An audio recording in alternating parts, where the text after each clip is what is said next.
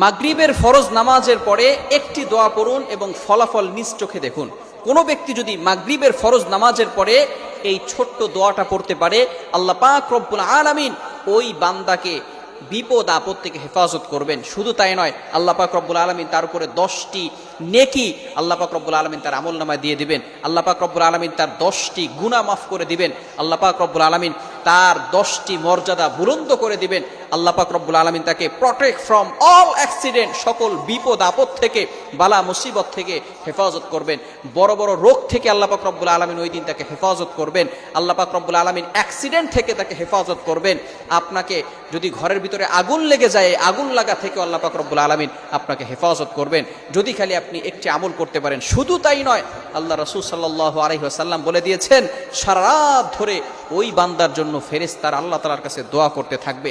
শুধু তাই নয়, 4 জন গোলাম আজাদ